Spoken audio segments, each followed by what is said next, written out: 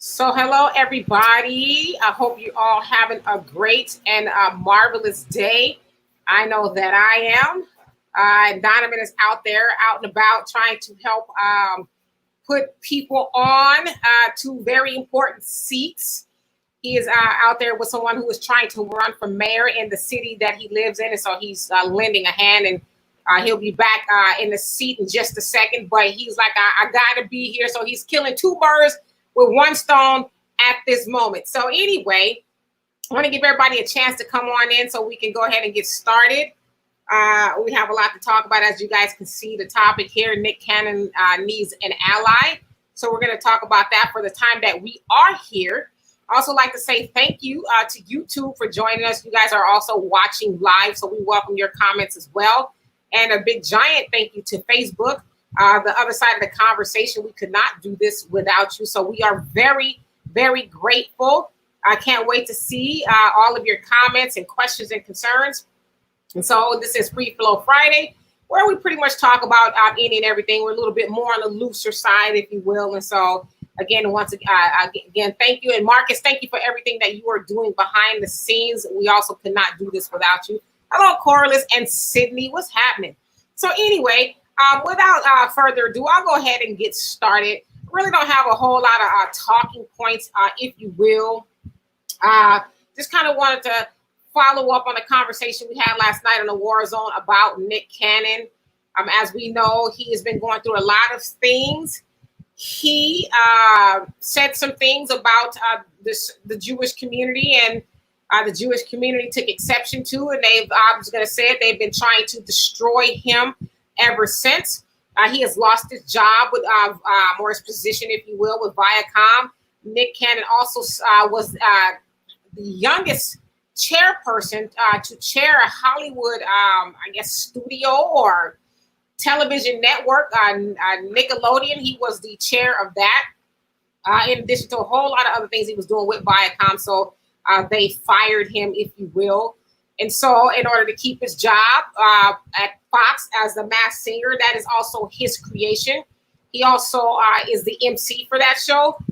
They told him he needed to apologize if he wanted to keep the job. From what we're hearing, I haven't seen any concrete regarding that, but that's what the word is. And so he issued a plethora of apologies to the Jewish community, basically saying, I'm, sorry, for lack of better words. And I spoke out of ignorance, and, Donovan, I should have known better. I'm going to go off to educate myself. Thank you so much. And this is what he's saying to, the rabbis and different people in the Jewish community, in the Jewish community for educating him, right? And Donovan, did I say welcome to Donovan and all of that? Yeah, you guys know Donovan. Hell no, you didn't.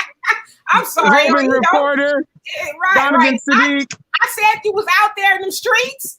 Yeah, but look, I'm in the streets because we got our foot on these bootlegs' necks, and we should keep it there until we get what we want to get. All right. You got people out here that are doing the work. It's not over. All right. Well, so sorry, Donovan. Donovan's out there. So anyway, so you guys have seen all the stuff about Nick Cannon. And so sometime last night, it was in the middle of the night, he said, and I want to show it to you guys, so bear with me here. I want to show you what he said. It's rather concerning, if you will. I thought I shared it. Let's see. Did I share it? Give me 1 second. Oh, I got to go here. All right, so I believe you guys can see that. Yes, you can see it. Let me go back to the first one that he said. No, this is the first one. So he says, y'all can have this planet, I'm out, right? And so for those who read it, I was one of them that got up in the middle of the night, couldn't sleep, and I read it, and I was like, wait a minute, what's really going on? So he says, y'all can have this planet, I'm out. So a lot of people are concerned that maybe Nick is thinking about doing something to himself due to all the things that was going on. And he also tweeted this. He says, I hurt an entire community and it pained me to the core. I thought it couldn't get any worse. Then I watched my own community turn on me and call me a sellout for apologizing. Good night. Enjoy Earth. Those are the tweets that he put out late last night. All right. And so for a lot of people, and I'm going to acknowledge everybody's comments. So to a lot of people, that is very concerning. It's very concerning, wondering, if Nick is going to do something to himself. And so, me personally, as I read the tweets, I really felt bad for Nick, because I'm one of those people who didn't feel like he should have apologized. I didn't think he said anything necessarily wrong. But I also understood that Nick, while he was trying to articulate that of Dr. Frances Cress Welsing, he kind of got it all mixed up. So maybe he jumped out of the gate too soon, kind of thing, without having all of the information. That could have been a possibility. So it's a lot of people who felt like he shouldn't have apologized. Especially a lot of people in our community went hard in the paint on Nick. And then even before he issued his apologies, you have people like Dwayne Wade, who initially said, that Nick had his support. And then once they started jumping on Dwayne's head, he backtracked and said, oh, wait a minute. That's not what I meant. I didn't mean that I supported him. You guys know me. I condemn hate speech and all of that. And, so he basically left Nick out there to dry, especially when Nick went to bat for his wife being Gabrielle Union, when NBC was doing her dirty, and I guess let her go behind the whole hair gate, her natural hair. They didn't like her hairstyles and all this other stuff. So Gabrielle went on a big rampage about how they were racist and, they didn't like her hair and all this stuff. So Nick had her back, and then her husband, did a 360 on her, and, a whole host of people. And so Nick, I guess, I don't know why he tweeted what he did. I hope he's okay. I don't know if anybody's heard anything about Nick or from Nick from this point. But he felt like he was just left out there. And I kind of see where he's coming from. I think for Nick, and I'm just, from what I see, it might have been easier for him to stand on what he said originally, that I'm not apologizing, this, that, and the other. Y'all want me to be your nigger. These are his words, not mine. Things like that. I think it would have been easier for him to stand on those words if he knew that the Black community was going to stand behind him. But unfortunately, we in the Black community, not just Kaepernick, but your Malcolms and your Martins and Farrakhan, all Marcus Garvey, even it was one of us, Fred Hampton. So the list can go on and on, y'all. We have a history in our community of not standing behind people who put it on the line. And now let me just, Donovan, let me just say this, because I know some people are going to say, well, who said, he was our leader and this, that, and the other. Listen, I'm not saying that Nick Cannon was our leader or is our leader, just like I never said that Kaepernick was our leader. But the point that I'm making is that those people who are very affluent in our community, they don't have to speak out about Black issues. They can take all of their money and go off into the hills, the gated communities, where everybody else goes and lives, and never say a peep. Kaepernick and Nick Cannon would have been okay without saying anything about Black people, right? In fact, a la Michael Jordan. Right. And in fact, if those people didn't say anything ever about Black people, we might have called them all, what we call them, Sambos and, all the other stuff that we label people who don't speak out. And so here he is, maybe feeling, and like you said, my community turned their backs on me when I was out there doing what I thought it should be doing, is bringing awareness and the whole nine and all of that. And, we kind of just left them hanging out there. And so I'm saying, this is just me, he needs an ally. He needs a friend. And not just Nick, but all of the people in our community who put it on the line to try to bring awareness to what is going on with Black people. We should get out of the habit of, playing that Monday morning quarterback type of stuff. And, if he should do this and he should do that and all. Because I always say people going to advise you to do stuff they ain't going to do. It's like I said last night. There's people who got a job at Taco Bell and ain't gonna risk that job. Or, I can't lose my job. I got to be careful what I say. But y'all want him to get out there and, lose all of his money, for you, and you won't get out there and put it on the line for him. And so, as I said, I'm saying Nick Cannon needs us to be behind him. We need to stop doing that to people. I don't care if it's a celebrity. I don't care who it is. We need to stop doing that to people who put it on the line. Like, I want to pack my bag so bad and just be out this piece. But let me get to y'all comments while Donovan is setting up here. Let's see. And Corlin says, hey, y'all. Cindy says, what's up, fam? Yes, Cindy, I acknowledge Donovan, even though I kind of sort of forgot. And Armand was having says, Jason Anthony Crawford, I think Nick will appreciate the face that he gave his supporters still backing him. I don't know who that is, but and if you guys are in the watch parties, please come on the side if you'd like me to see your comments. And let's see. Corlin says, all right, Donovan, what's happening, Demetra?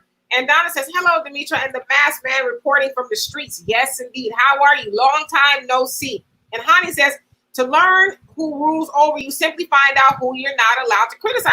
Absolutely. And so to your point, Honey, I mean, where was the lie in what Nick was saying?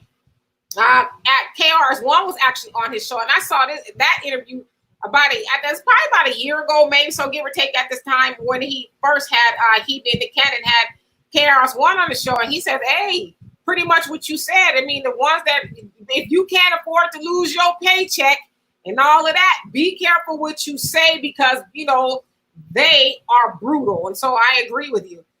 And then Donnie also said, people forget this man has lupus. Stop stressing him out. Yeah, I mean, Nick Cannon actually was in a hospital for a while when he almost died. I guess that's kind of where he found out he was sick.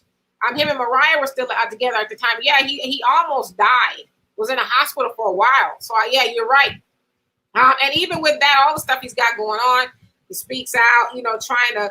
And then this is the thing too. People who may not know about Nick Cannon, this is not Nick Cannon's first time at the rodeo. Like he has a lot going on where he does actually help Black people. I mean, even just with the show Wild and Out, look at all the people that he got from the internet who had their own, came about on the internet with their own little jokes and shows and stuff. And he's actually given them a platform to be able to help themselves, amongst a whole host of other things that he was doing to help Black people. And Cindy says, he's right, though. We turned on him quick. Yeah, but that's like what we do. And I hate to be on here saying that, but it's what we do. Somebody makes a one little mistake or whatever it is, and we don't like what they did, and we're like vultures that circle around a dead body. We just can't wait to pick them apart. And it's unfortunate, but this is nothing new. And again, I'm not saying that Nick Cannon is our leader, but you think about the things that they did to Marcus Garvey, and Marcus Garvey was a leader. Marcus Garvey was a leader, and we did that to him when he organized it, say, between 3 and 6 million people, Black people worldwide in the 1920s to, organize and, a Black unity and eventually leave out of here. And it was one of us that took him down. And then everybody else followed. So, I mean, it's like that's just kind of what we do. Sometimes I question, do we really want to win? Are we interested in unity at all? And I'm going to say this is probably going to piss a lot of people off. I see a lot of dudes out there who, to me, they come off as jealous. A lot of men on my timeline, they got a lot of, slick shit to say about Nick Cannon. Can't wait, just like, I don't understand why you this, that, and the other. Nick Cannon, this, that. It's like, you are a jealous individual. As a Black man, you should be getting, you should be getting on, getting behind Nick Cannon, but instead you want to, be catty. That's some stuff some women do, cattiness. You should be on his side. But, and let's see here. And Demetra, you say, those heathens probably threatening him and everything else he loves. And that's what I said. We don't know what was on the line for Nick. We don't know who said what to him or any of that kind of stuff. But here we are. Well, he should have, would have, could have, did this. And if I was him, or, you know, he's soft. And you don't know what was said to that man. Because if you guys remember, he is not on NBC on America's Got Talent because they wanted him to apologize for something else he said. And he said, I would rather walk away than you try to control me. So it's not like Nick, you know, is some soft dude or a punk. He's done that once before. And so somebody else made a good point and said his apology actually read more like a ransom letter, you know, because he just kept on saying, I'm sorry. It's like, okay, Nick, what's really going on here? A wink if you're free, if you can escape, you know, if you're being held hostage, I'll just wink twice. And let's see. And Ashana, what's happening, says, yes, they tried to eat him up, but people need to be mindful. Words hurt. Hopefully he is okay. Yeah. You know, and we don't realize that people do read stuff about them on the internet. And because I remember, you know, I know Oprah's not a very friendly topic around here, but she said it a long time ago that she learned not to read the stuff about her on the internet. Back then, it was the tabloids. You know, they didn't really have the internet back then.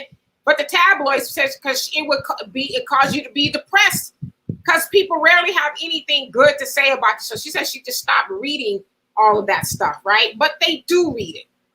And Demetra says Nick told the truth, and the heathens put him in his place. Yeah, that's what they do. Which kind of said gave credence to what he was saying. You know, and what a lot of other people say that they run Hollywood and, you know, the music industry and all of that. So basically what they said is, if you don't do what we tell you to do, we're going to destroy you. If you don't play our way, we are going to tear you apart. Not down, but apart. Now notice these are the same Jews that were walking with Martin Luther King, talking about discrimination and stuff. And after King got killed, you didn't see them damn Jews anywhere near black folks. Once they got assimilated into the racist white society, they became what they say was persecuting them. Right. And then I've also seen a lot of people, especially, you know, white people, Jewish people, say, oh, well, you know, there's a lot of Jewish people who died for civil rights. And it's like, but they always name it. I'm not taking any away from those people, but the two that went, that was the Mississippi Burning. Mississippi Burning. Thank you. Mm-hmm. They always talk about those guys, and you know, I'm not taking anything away from them, but it's like, okay, wait, that's two. Yeah, that's 1, 2. Okay, name me some more. Demetra, I don't know if you've been following my page. I was talking about reparations, right? And there's this guy that kept saying, well, there were other races that were enslaved here in America. All I simply replied to him was, name them. Who? Asians? Who? You know, you're referencing these people, but yet you're not saying who they are. And they love to do that. And then what was his comeback? Well, you need to do your homework. No, motherfucker, you need to do your homework. You're the one pulling shit out your ass. That's the go-to when they didn't do their homework. Well, you need to do your homework. Right. And Mandal, what's happening? Says Mariah said, boy, you better apologize. You got kids to feed. Let me tell you something. Mariah don't need Nick's money. Mariah is sitting on about 600 million to his 60 or 70 million. But it sounds like he does take care of his children, but I'm just saying I don't think Mariah is depending on him to eat. Well, no, you're wrong. See, Mariah put all the premise of those kids on him so that it can dwindle his money so she can go and, you know, hoe off with these billionaires and stuff. Got it. And Demetra says, we were with him and he folded fast. Yeah, he folded fast, but you know, again, we don't know what was on the line. You know, I'm still with Nick. I mean, I listen. I always say you never know what a person is going through until you walk in their shoes, right? We do what we do. You know, I don't know how many people actually know we exist or anything like that, but we really don't know all that he was facing. You know, so I can't be mad at the dude, but I really do feel horribly bad for him that. He doesn't want to be here anymore because he thought, damn, I'm putting it on the line and my people. And this is another thing too. I think it was more people that was with Nick than against Nick. But unfortunately, he sounds like he took that to heart, you know. So I just hope he's okay, you know.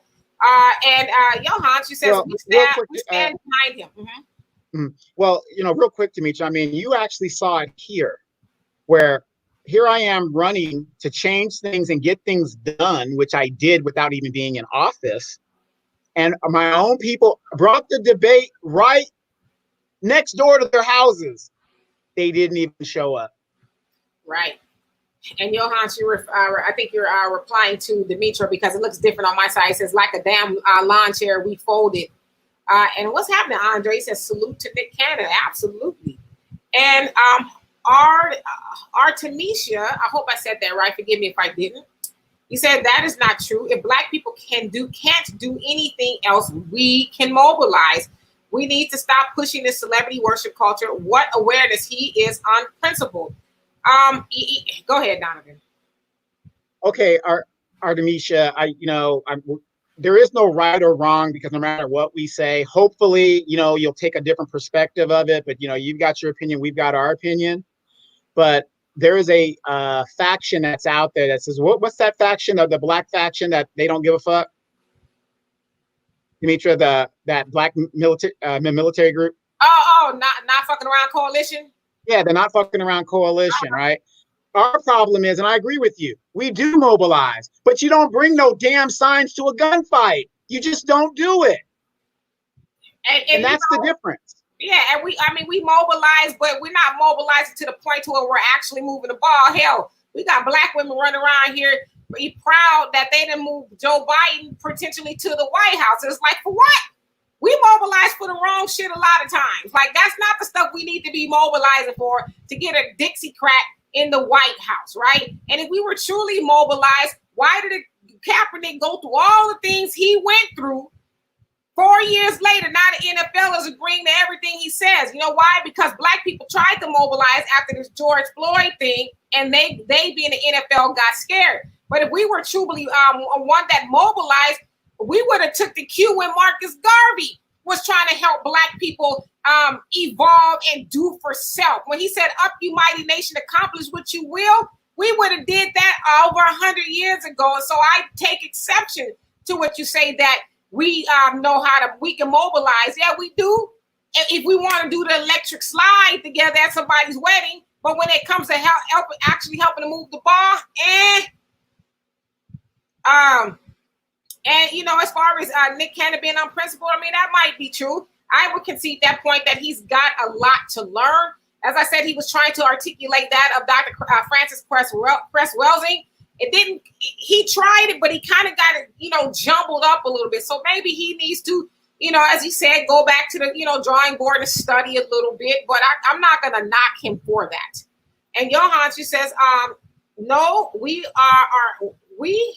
are here. We just don't have the platform. And then, so I think you're replying to somebody else who says, "Hi, what's happening, Jermaine?" Or Germani.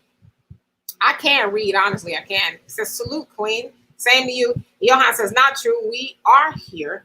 And Demetri says, "We can still love you, but not hold up a lie." No, well, absolutely. I think we should be honest with each other. So I don't know exactly what that's referring to, but we absolutely should be truthful to one another. Yes, UNIA. That was Marcus Garvey's organization that was taken down by the first FBI agent, Black FBI agent in history. They call him Agent 800. That was the code they gave him when he infiltrated the UNIA to take it down. And they took down Marcus Garvey, sent him to prison, and deported him over $25 mail fraud. $25. So all he was trying to do, $25, a Negro did that to him. And then the rest was history. And you say, I saw him being catty. Who? Are you talking about the people on my timeline when I said people being catty? So I ain't lying. Dudes. And Donovan said, "Sorry, I'm late to the studio. Brothers was on the street, and he was in them streets." And Mondale says, "They broke. That's why they hate." Yeah, I don't understand that. I don't understand the vitriol and the just the venom and the, well, he ain't all. That's to me. That's what I heard. He ain't all that. I don't know why we doing this. I was listening to a show last night, and have you guys heard of Professor Truth? He's on YouTube. Yes. He always drops some serious knowledge, right? And he says it's always the people that ain't got shit, no money, no nothing, that's going to give you advice on, how to, deal with money or how to handle a situation. These are the same people that are on assistance, living in Section 8, on food stamps. And I'm not downing that, but, I can see what he was saying in regards to who people listen to. We don't listen to the people in our community that have money. We don't listen to the people who made it to the NFL, who made it to the NBA. Kobe Bryant shoots 1,000 free throws a day when he was alive, just so he could be a better free thrower. But, we'll listen to that stuff. But when it comes to fundamental moving the ball, handling our business stuff, we listen to people who are just going to be left behind at the end of the day. Like Marcus Garvey said, they won't make the boat. Won't make the boat. Well, you no good here, you ain't gonna be no good over there. So some people got to be left behind.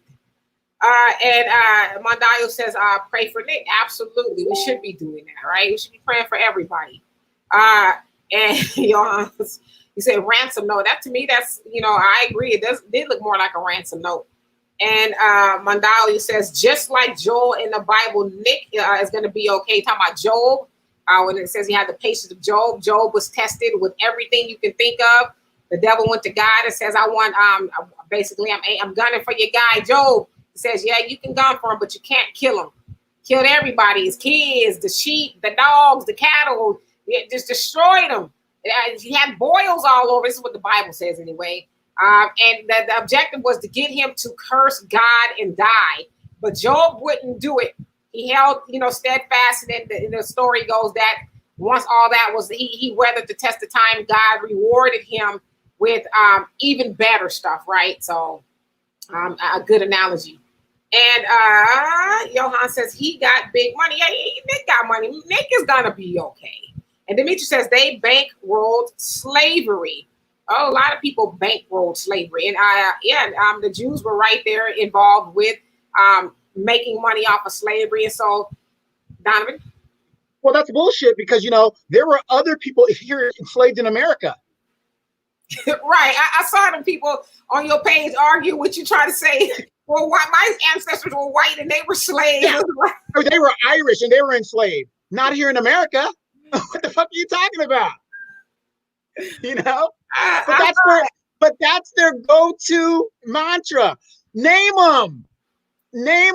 Well, Indians were enslaved. No, they weren't. That's why right now the Supreme Court just ruled half of Oklahoma is an Indian reservation. That's Indian Nation land. Half of Oklahoma. And not only that, the Indians formed an alliance with white people to help enslave Black people. So it's like, nice try though. That was cute. I had to scroll right past that shit. I saw that on your page. I was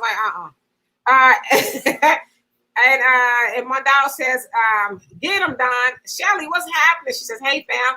And Amanda says, I agree with what he said, but you can't say that when them folks are your bosses. Yeah, and KRS-One told him that when he was on Nick Cannon's YouTube channel called Cannon's Class, where, they chop it up about different things. The one that with Professor Griff that got him in trouble. And KRS-One told him that. He says, hey, when the enemy or the oppressor is writing your checks, be careful because that is going to affect your livelihood, which is why he says you don't see a lot of people speaking the truth because it's going to cost them something. And everybody don't want to pay the price to speak the truth. Exactly. That is why you see these bootleg Negro cops silent in their jobs because they do not want to lose their livelihood. And that's bullshit, but it's true. Oh, it's very true. And Demetrius says, I was fired from my last job over a similar situation in which I did not initiate, but took the bait. Shame on me. Heathens are ruthless. Yeah. I tell people all the time, you got to be, even on this thing here, the social media, you got to be careful. At work, you got to be careful what you say because, HR will say, well, it was in the eye of the beholder. If that's the way they took it, then, that's kind of what can you do? We're going to have to let you go. So, You gotta be careful, you know. And I know people, Demetria, who that's happened to. You know, they got railroaded into some nonsense.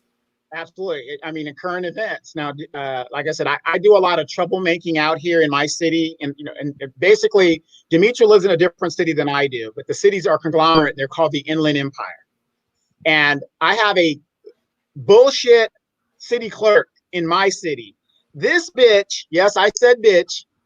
This bitch tried to go on social media and emailed me under concerned citizen because I put out documents without redacting them, which I have no obligation to do. I can put out anything I want when somebody drops some shit in my front door.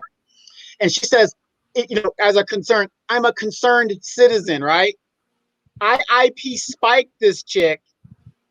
It comes back. She's using the city iPad and it tells me everything about her. Moreno Valley City Clerk. Put her back on blast. Oh, I know she probably heard it from the city attorney. Yep. And Mondial says, get the strap, not the sign. So he's talking about, are you taking a sign to a protest? NFAC, you need to be armed, right? And I hope I'm saying this right from YouTube. He says, Omar Wali, forgive me if I said that wrong. He says, how are you both doing today? Keep holding it down and keep dropping that real insight. Well, we appreciate it. Thank you so much for watching. And Shelly says, we have to stay focused. We are so easily distracted. No, absolutely. We always got it, you know. But see, that's the thing, too. A lot of people say you're distracted when they feel like, and I'm not saying this about you, Shelly, but when they feel like you're not focusing on that one thing. But the truth of the matter is there's a lot of things going on that needs our attention, right? What's happening, Doris? She says the electric slide. Yeah, ooh, we behind in these comments. And Demetria says, let's collectively buy some land or towns. I'm down. I'm down too. Let's do it. And Tanaya, it says Donovan Sadiq, check.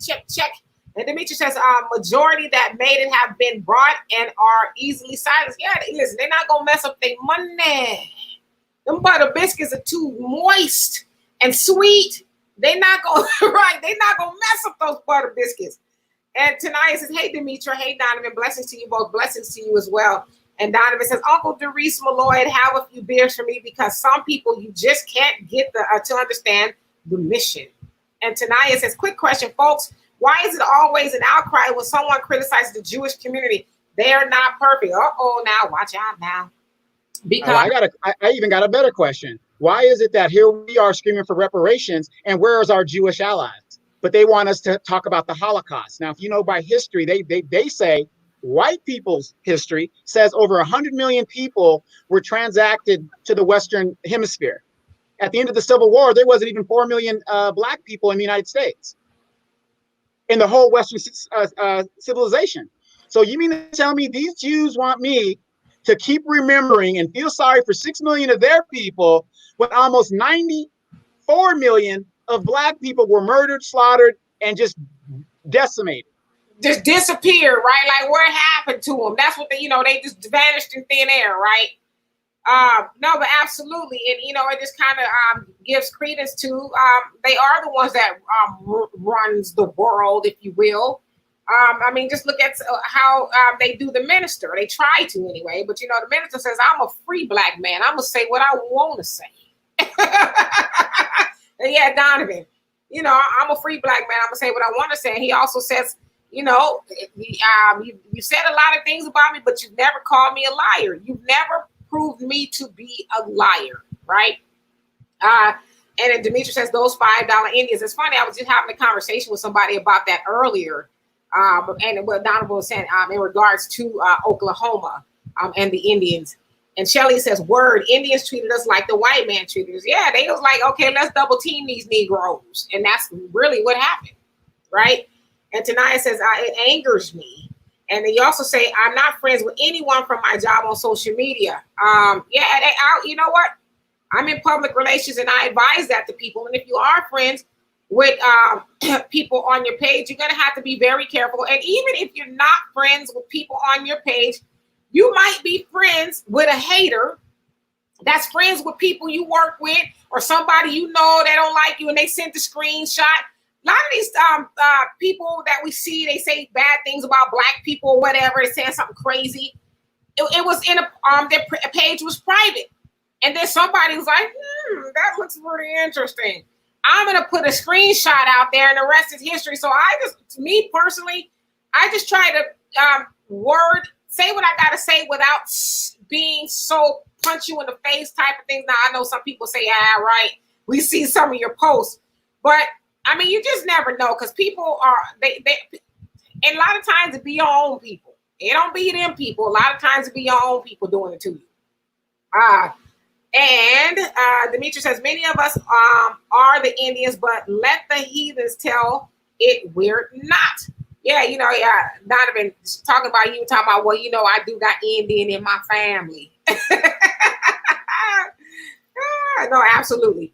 And Doris says, I know, bro, talking to you, Donovan. And Shelly says they have been allowed to assimilate and they have a lot of money and power. Absolutely. But where is our money and power? And I know, we give a lot of that away, especially our money. But, I don't know if you guys saw in North Carolina. Oh, they're talking about giving reparations. But guess what they ain't talking about doing? They ain't cutting no check. They're like everybody else. Well, we're going to give you reparations. And what? Some Negroes that's on the city council who came up with that too. We're going to do this. We're going to do that. We're going to make it so that, black homeowner, the home ownership is easier and, affordable housing is easier. And that's exactly what Professor Truth was talking about last night. Reparations is nothing more than money. You need, let's say they do make it easier for you to finance. How the hell you gonna finance a house if you ain't got the money to put the down payment? How you gonna do that? We're gonna invest in the Black community. Shouldn't you have already been doing that? Invest in the Black community? Do you know what they mean when they say that? Here's what they mean. Look what happened to Compton, California, and in LA. That's what they mean by invest. Move your Black ass out, they move in and make it to where you can't afford it. And guess what? Without the capital, nothing you can do. Reparations, do not get fooled, you guys. It's already case law. Reparations is no more than money. I have an education. Demetri has an education. So we don't need education. So you mean to tell me I can't benefit from reparations because I don't want to go back to school? No, you have to give everybody money. Right. And that's all it is. They're giving everybody else a check. We want our checks. They'll tell us how to spend our money. And that to me, that's even more racist. Well, you know what? We don't really feel you Negroes are capable. Now, that's debatable. I don't want to get into that. But we don't feel you Negroes are capable of making your own decisions. And so we're going to allocate this money here for you. And then we're going to put it here for you and here for you. Okay? It's like, no, that's not okay. Run me my money. And what I do with my money is what I do. Yeah, like I said, that money. I sound like Goldie from the Mac. What I do with my money is my business. And let's see here. Oops, I missed some comments. And Donovan says, Doris, I need Zane to handle these fools. And Corey, she says, I'm glad I'm self-employed. I'll say anything I need to. Hell, I know that's right. We know. That's how only way to do it. You know what you don't have a boss, you are the boss, okay? And tonight says not butter biscuit. Yeah, they're not gonna give up those good greasy butter laced infused biscuits. Hot, fresh from Massa's table. Not gonna do it. And Doris says, yep, down where, Don, where is our Jew allies? Right. I mean, everybody wants Black people to, well, we need to form this alliance. We need to form an alliance with the Hispanics. Hispanics don't really like us like that either. Their leader back in the 50s says, we're not interested in allying with the Negro. Let them fight their own problems. Jewish people, well, you know how they think about us. So it's like, we're always expected, as Common said once, to extend the olive branch of love and forgiveness to white people. It's like, is you serious? That's not our job, right? And Demetri says, so many connections to Israelites and the indigenous to the Americas. The heathen will hold that jewel to till death. Absolutely. And then, of course, there's that argument of who was actually the real, Israelites and, Jews. And so it's like, well, it's obvious, you Negroes. Look at the picture. Jesus is white. That's obvious. Even though the Bible describes him as hair of wool, skin of bronze, eyes of fire. Y'all niggas can't comprehend. Obviously, he's white. And that's what I said, too. Even most people who have been indoctrinated with Christianity, if you close your eyes right now and envision Jesus, you're going to see a white man. You're lying if you tell me you see a black man with an afro and a black pie. You're lying. You see that image that we all see, this white man with rosy cheeks and blue eyes and lips that are just, so, and this long flowing, blondish hair, and he's so angelic. That's what people see when they close their eyes, because that's what's been rammed into our psyche, right, in our memory. Jesus is a white man. And if you guys want some nice t-shirts, go to Black and Dope Apparel and find some good t-shirts at a very affordable price. Specifically, the one that Donovan is about to hold up. Hold the vote until we as Black people get something for the vote. No longer are we going to vote for the lesser of two evils because everybody else is doing it. We're not going to vote blue no matter who. We're not going to send Joe Biden or Trump into the White House unless they are talking about specifics for Black people. So the main thing is reparations. We need some cash in our hands. We need freedom, justice, equality. We want some land too. We want to be able to move the way we want to move. And while you're at, free some of our brothers and sisters that are in this injustice system, the prison system, spending the rest of their lives in there for stealing some pizza or some diapers. Like, yeah, we want all of that stuff. And maybe we won't get it all, but we want something. We do not want to continue going into the booth on that lie that our ancestors died for our right to vote. They died so we can get something for the vote. Our ancestors be rolling over in their graves if they know that we continuously go in that booth and come out empty-handed. Stop lying on the ancestors. And that's another thing. Can't remember who said it. Talking about we're good at organizing. Then why don't we organize, get on the same page, whether we are writing in a candidate of our choice or we are voting for, or we put forth a leader or a presidential candidate, or we withhold our vote. Mm-hmm. That was a commercial break.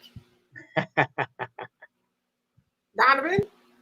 No, like I said, it's just crazy to me how many of you guys realize, because of the 1995 crime bill that is authored by Joe Biden, have you noticed how he's quick to say, oh, I didn't write that. But I showed a video on my page where he was like, the Biden bill, even when he's in Senate hearings, he was just like, well, my bill, the Biden bill, just bragging. Yeah, Biden's law, bill, whatever it was. He's just bragging, it's his. They did a study. Do you know there have been more people, Black people, incarcerated because of that law than Black people were enslaved? That is scary. Really? Well, I mean, between a certain amount of time. I was about to say, I don't know if that's right, but like in the 1800s, when they're about to get it over. But even within a 65-year time period. So from 1800 to 1865, more people were incarcerated in less than 10 years than it took 65 years of people being enslaved. Oh, yeah. And that was Joe Biden, ladies and gentlemen. And Demetri says Indians have been whitewashed like everyone else in history. Yeah, we were taught, and I'm not saying anything bad or disparaging about the Indians at all, but we were taught even in school, all the Indians, they were, victims, and they were. I'm not saying they weren't, but they never told us that they had a role to play in slavery too, right? We never heard that in school when they were talking about Indians and the Pilgrims and all of that. Right. And if you guys want to know about it, one of the under Andrew Jackson, one of the things that the white man wanted to do was to civilize the savage, and that is what they were taught to do if they wanted to be civilized. And so they started teaching them how to wear suits and, all that other stuff, and enslave Black people. That's what was taught. Right. And Shelley says, right, they talk reparations, but never in the form of cash redress. No, never. And Mildred, what's happening? Long time no see, girl. Where you been? And congratulations on your nuptials. Yes, got married and did all that other good stuff to the comedian. Yes. So good for her. Good for her. He said we need way more than just money. But we want our check first, and everything else is negotiable. And Demetra says gentrification. Yes, Millie. And Demetra says cut the check. Absolutely. Donovan says Mildred, $400,000 down payment with $20,000 a month for 25 years. I think you can figure it out. That's what I'm talking about. Shelley says show me the money, and Mondale says I need my money by Monday, or I'm calling 50 Cent. That's what we need to have on it, right? And JT, what's happening? Says, I want land. I want land too. That's what they promised us, 40 acres and a mule. We want land. Okay, but see, everybody's got these different things. How do you get these things? You got to have money. You got to have the money. Well, they were supposed to give us land too, right? So they can give us, right. Yeah. Okay, fine. Give us the compensation of the 40 acres, what that would cost, so we can go buy our own land. Right. Like I said, we're in the modern age. We can't keep going back to 40 acres and a mule. We can use that currently, but everything now costs. You got to have some money. You can't qualify for government assistance if you don't have a down payment to get a house, a down payment to get a car. You got to have money. Absolutely. And Doris says, Dave Chappelle said, I should have never gave you money. You know what, though? I got what he was saying, but give me my money. And James, what's happening? He says, we are awakening every day, and they are trying to stop it. The world's greatest heist is our stolen identity. The Bible is, in fact, our history book beyond 1611. We are the true Hebrews of the book. We are the only race with 100% historical match of Deuteronomy 28. And I agree with you that we are awakening, and there is this mad force to stop us. Even like I said, with something like the NFL.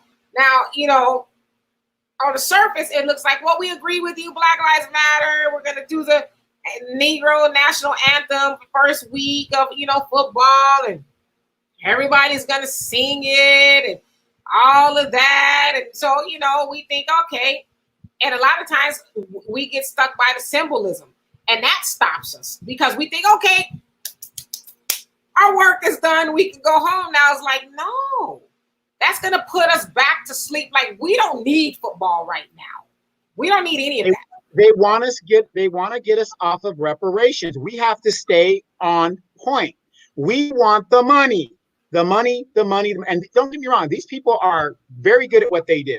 If it takes them 60, 70, 80 times to get us to look this way, they're going to keep trying until they find something that works and we start splintering off. Right. It's about the money. Absolutely. If we get the money, just like I told Mildred, hey, yeah, I know we need more than money, but if your down payment is $400,000 with $20,000 a month for the next 25 to 30 years, I'm very sure you're going to figure it out. Oh, absolutely. And Millie says we need to make sure we won't be redlined again.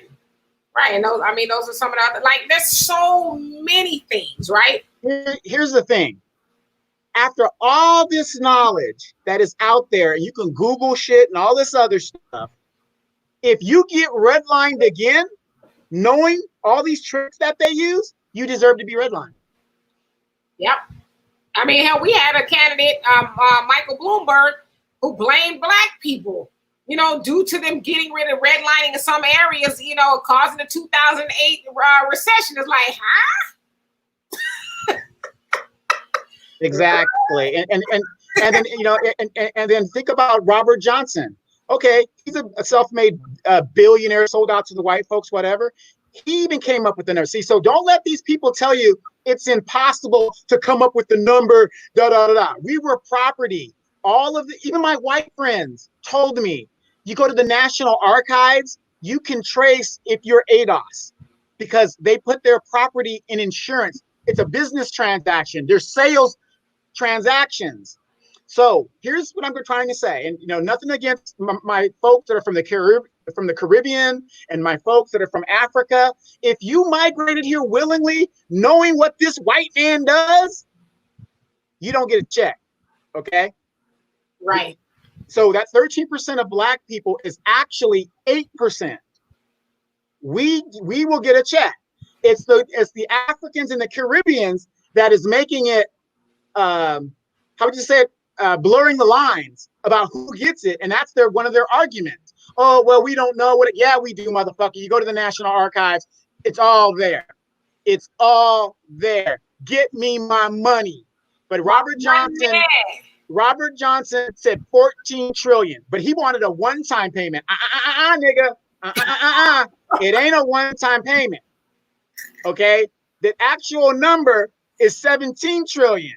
But I'll give you a discount. I'll take the 14 trillion and put the 3 trillion that you're trying to dog me out of on the back end in payments. We need generational wealth. Right. That's our problem. We've got to do it. It's about the money, nothing more. They gave trillions of dollars to the corporations, and you guys ain't even worried about it. These are people who already have money. Yeah. Stick to the money. Stick to the money. And Millie says, ha, white Jesus is crazy. What's happening, Rose? She says, contact Viacom, CBS, and show support for Nick Cannon. And then JT says,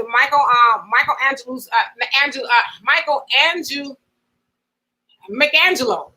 That's how I know him. Nephew, yes, that's who the depiction of Jesus is. He painted him, right? He's the famous painter, and he painted his nephew, and that's who Jesus is, the modern day Jesus we see, right? That's who he's supposed to be. So yes, Michelangelo. And Rose putting up the information for Viacom if you so choose to do that in support of Viacom. I'm gonna tell y'all something. Once they make up their mind, and this is the thing I think we need to realize too.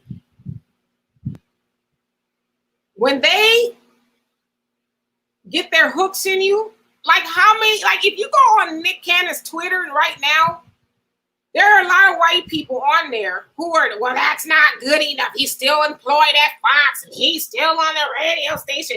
Like they want to continue, and I said that on his Twitter. I don't know if he watched it or listened to I read it.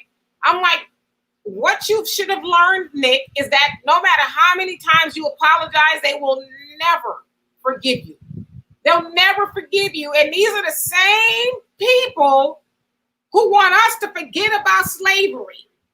But they want to ramrod you with, oh, how could you do this? And, oh, that's so this and that, and so that, and so this and that. After all the times he's apologized, they're still on this bumper. So it's like, what did you do all of that for? That's kind of where I'm like, why? Like, you should have just said, well, you know what? It is what it is, because you guys are never, ever going to show me grace, mercy, or any of that. Never. I said what I said. Hey, Robert.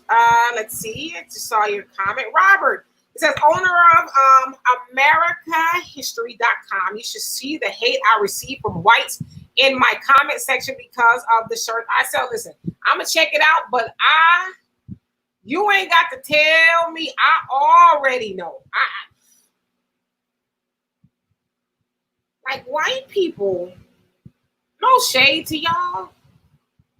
But if we say stuff like, Black women are beautiful. Well, what about all women? All women are beautiful. I didn't say they weren't, but what I did say was Black women are beautiful. Like they want to be included in all of our stuff. Yeah. Or how about this? I happen to be talking about this particular group of women. I didn't say all women ain't beautiful. I just happen to be talking about this particular group. All women are beautiful. It's like, no, I said what I said. Okay. well, how about this? If all lives matter, then why aren't you upset about George Floyd? Well, they're getting around to it. What's happening, Craig? He says, yes, back to the original setting, Demetra and Donovan. And I actually want to run an idea across you. When I get off of here, I'm going to run it by you. See if you probably have already thought about it, but I'm going to run an idea across you. And then Robert, you put up your link. Please check him out. And Demetra says, whoa, baby. Or whoo, baby. That's what she said. Probably one of my going off segments. Oh, yeah, when he was going ham. And Demetrius says, heathens, they must have really did you bad. We got to hear your story. Got to bring you on here to hear your story. They must have really did you bad. And Hani says China is cremating an estimated 1,200 bodies a day with modern equipment. This will come to 438 per year, and they're not currently fighting a war with most of the civilized world. This means it will take them 15 years currently to reach 6 million. What you talking about? Absolutely. But we're also not talking about how the Chinese have put Muslims into concentration camps over there. Notice that never makes the news. Right. Or how, Mexico has a lot of black people, from Africa in cages. Nobody talks about that.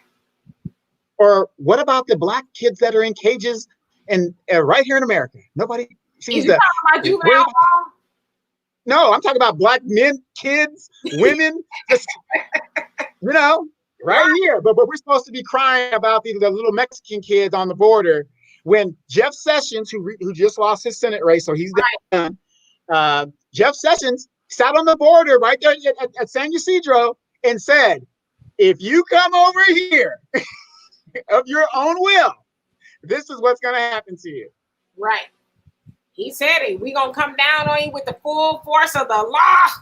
He said it. But yeah, like you said, he lost his bid. So it's like, I think that's really an indictment on the Trump administration too. Like, we don't want no more work. Good. Thank you.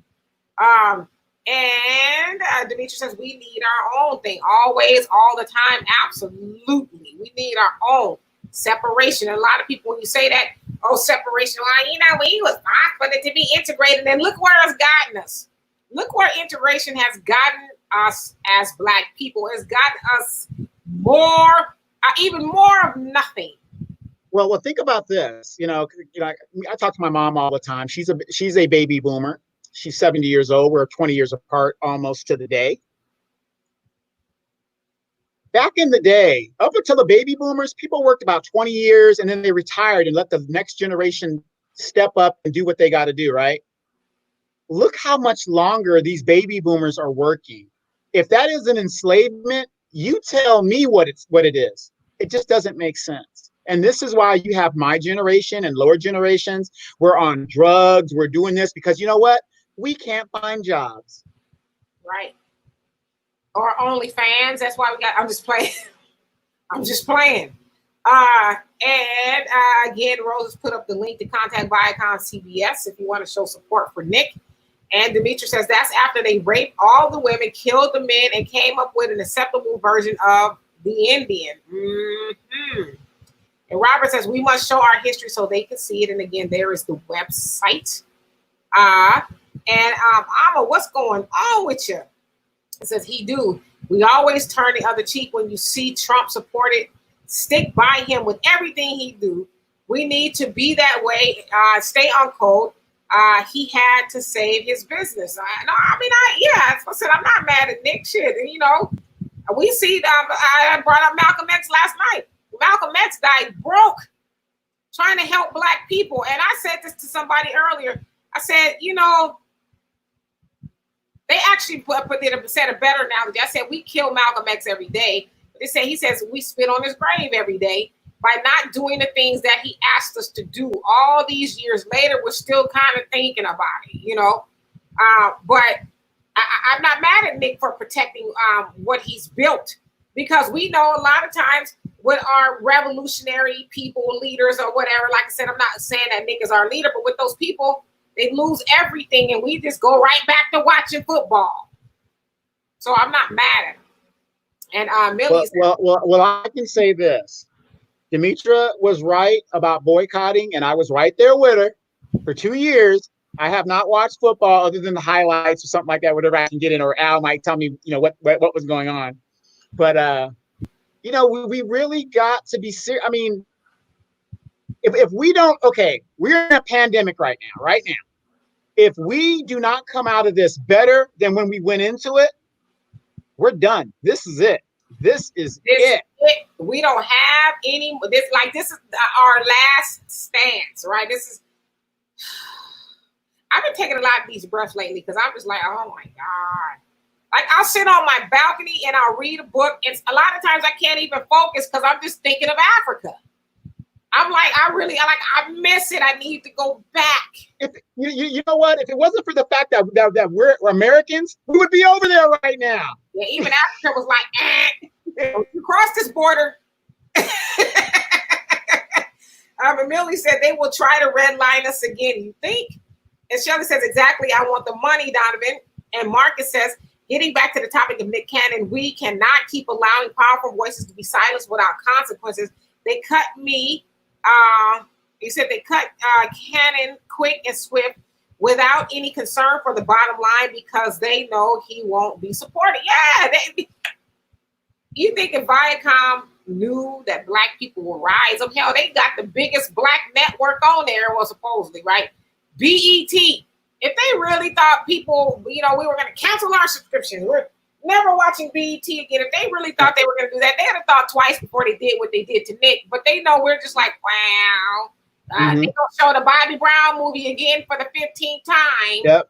BET, VH1, all those bullshit shows is owned by Viacom. Yep. And Tanaya says, Donovan, clear folks respond to money.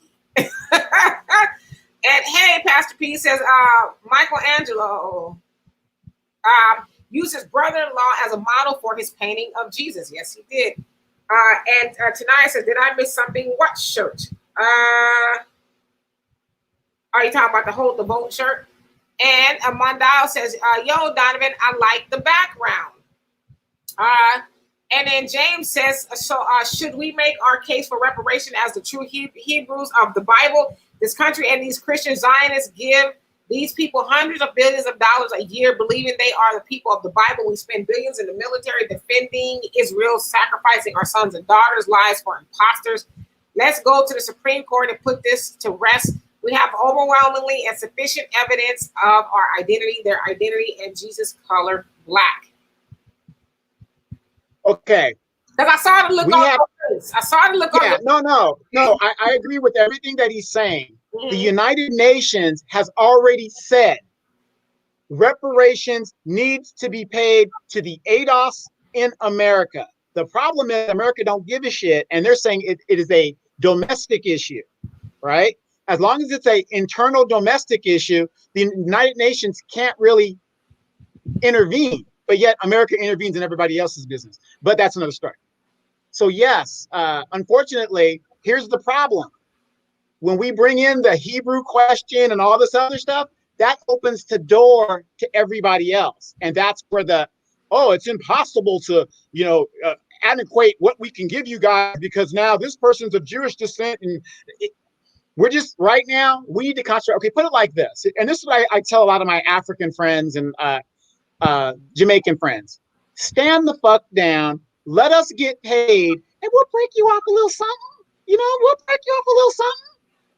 But we got to get the money first. Right. Let us do what we need to do and we'll take care of you guys. But then again, when you get your reparations in Africa from Britain and Germany and Belgium, you need to break us off a little something too. And Mondial says, I skipped a comment. Donna says, Malcolm Jenkins did a live in IG last week stating, in a nutshell, we need to focus on our problem and Jews are not our problem. Ask Ally, he was saying we need to put our oxygen mask on first before we help others. He was labeled anti-Semitic and the Jewish community went in on him. And the other cat, what was his name? Dante or Deontay or I have his name messed up, but another football player. They made him heel as well. He issued a bunch of apologies and, because they were supporting Farrakhan and all of that. And that's really what this is about. They're mad because Nick Cannon was at Farrakhan's ranch, if you will, when he did his 4th of July speech, and the rest is history. And it's a matter of time before they want him to openly denounce the minister, right? And then Mondale says that season on your food might be coming from black bodies. Damn, I love that slap your mama. So slap your mama season, I hope not. I have some of that in the cabinet. Let me go to the look at the ingredients. And Pastor P says, can't find jobs. That has nothing to do with baby boomers. Wrong.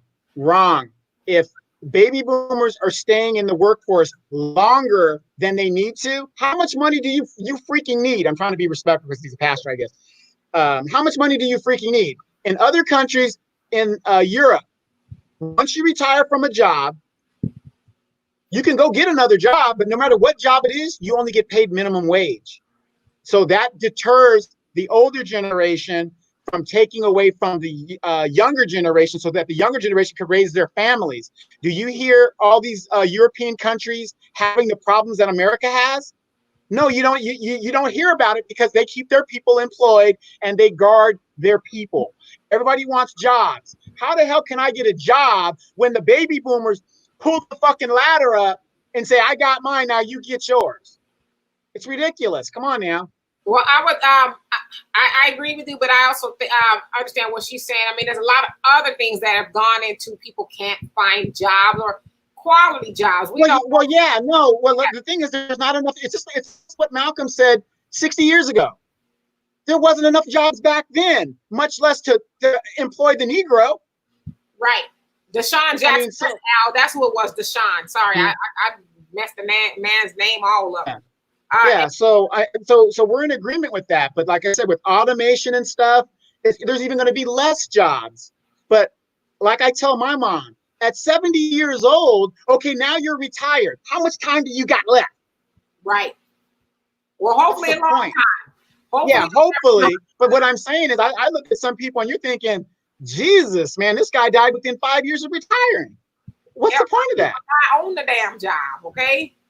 And you say Donovan Malcolm died in vain. It's a damn shame. I mean, it really is. And Demetrius says it's time to lace up them effing shoes and walk in our truth. Absolutely. I mean, listen, freedom ain't free. As the ancestor said, it is not free. It's going to cost somebody something, right? The sooner we get to it, the sooner we'll be free, I guess. And Mondale says, when we sin, we put Jesus on the cross as well. Sorry, that's off the subject. That's always a sticky topic, right? What's happening, Samuel? He says, Brother Demetrius reminds us that the evidence admitted under duress is inadmissible in court. Absolutely. And, and tying it into Nick, we know that he is under duress, clearly. And has anybody seen anything from the brother lately since we've been on here? And tonight says, okay, where can I get it? And I don't know exactly what that is. Where can you get it? Donovan, do you see the comments on Facebook? Because I can't see them any differently. They're differently on this side. And Donna says, who watches BET and why? Do you really want to spend 6 hours watching a 90-minute movie? Well, I'll tell you this. I don't even have a television at all. I don't have a television. I watch Netflix or whatever, and I rarely even watch TV. I'm just not a TV watcher. Might watch or listen to a video or something on YouTube. To me, television watching is a waste of time. There's a lot of other stuff we could be doing. I mean, hell, between social media and television, it's like, gosh, when do we have time to actually put knowledge in our minds via books, But, and so, yeah, I've heard about all the commercials that they have on BET while you're trying to watch a movie. And my friend Dunamis, he made a good point in saying that when they play all those commercials on there, it's to advertise. They're constantly advertising to Black people, which is why they inundate the movies and stuff with commercials. So, but I don't think anybody should be watching it at this point. Samuel says Black exploitation television. That's exactly what it is. I mean, I don't know why anybody watches it at this point, especially since Bob Johnson sold it to Viacom, which is Jewish owned and ran entity, if you will. It's just a fact.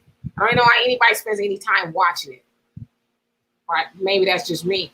And Deshaun, yes. And Arsenio, Arsenio was blackballed for having the minister on his show. And he said it. He says, they said that, I'll probably be canceled and all of that, but I got to do what I got to do, right? And, Arsenio hasn't been the same since, but, he walked in his truth. He was not afraid of the powers that be. And, he had the minister on, and the rest was history. And Pastor P says baby boomers have to work to live. Get out there and find a job. You mean the only job you can get is the one I have or had?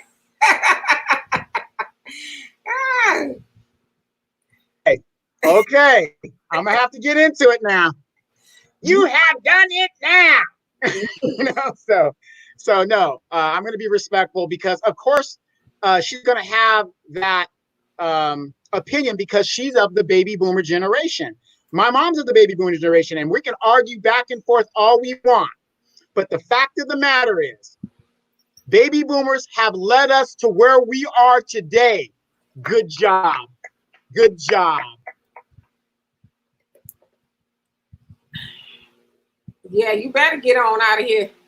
And no, like I said, I don't want to sit there and argue with, it's a generational thing. But of course, she's going to defend her generation. How can you sit there and tell us, go out there and get a job when there are no jobs? Okay. Now, I'm not even speaking for me because Demetra knows my situation. I've put in the work, but I can also see what I see. And there are not enough jobs because of automation and all this other stuff. We have a baby boomer in the White House. We have baby boomers in Congress that have created these laws. How the hell in California do you could practically retire from your job and get almost 100% of what you made as a employee? But then I come along or my son comes along, you're going to give him 30%. You change the law so he only gets 30, but you got 100 or 80. Good job, baby boomers. Good job. And you wonder why people don't give a fuck or excuse my language, or, and they're pissed off. It's because of the laws that you guys have led us. You guys have led us into this trap. The baby boomers are the ones that have dropped the baton. You guys are the ones that didn't keep the fight going. You took your affirmative action. I got mine. I'm the only Negro on my job. I'm the only nigga in the neighborhood. I'm the first one that did this. Good job. Good job. You guys did a great job. I hope you're proud of yourselves.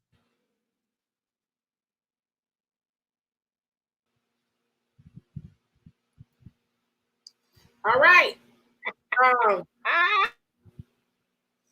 had to adjust my weave on that one. And tonight, I put the link up in there for the T-shirt, Black and Dope Apparel. I hope I spelled it right because I was under duress when Donovan was speaking. So Donovan, you can double check and see if I spelled it right. Al says, what is this Nia Long movie on Netflix everyone is talking about? I saw it. It came out.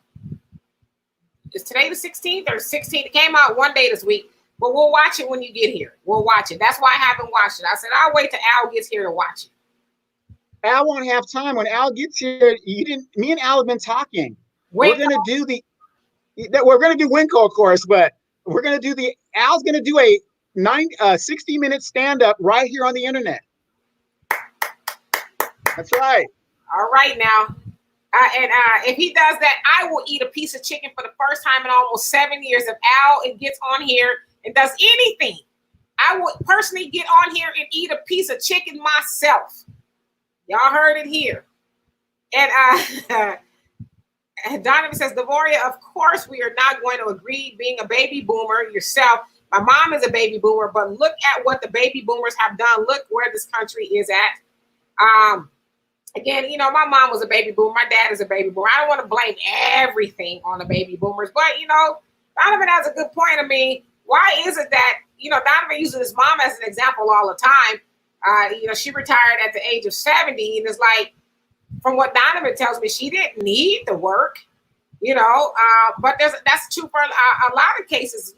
Instead of making room for a younger talent to come in, is like, but then again, maybe the baby boomers need to work, because I think we're probably also coming from the point of view that, they got all the money in the world now saved up, they don't have to work. Well, I know there's a lot of older people, especially working at Walmart, what they say don't become a people greeter, which is kind of demeaning.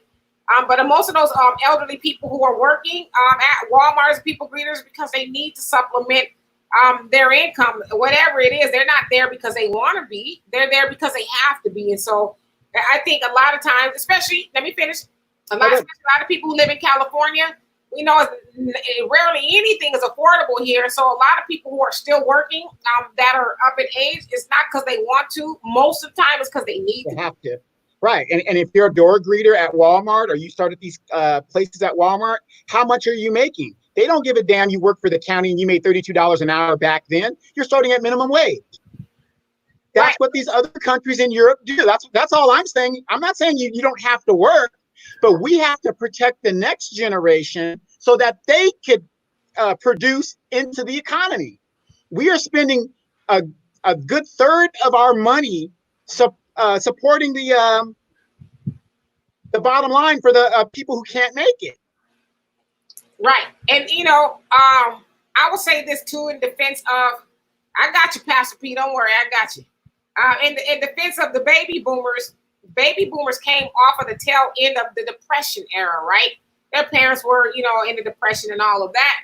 So I think should also be said that that was the most creative. Well, I thought we was having an earthquake right now. That was the most creative generation there was. At the Great Depression, there were more millionaires made during and after the Great Depression. And so I would just say they figured out a way, you know, even in Jim Crow and the Civil Rights era, which is, you know, where Pastor P and my mother, they were born. They had businesses and things like that. And so maybe we in this generation should stop waiting for somebody to give us a job or to get up off of a job and create our own things like their generation did. A lot of them did.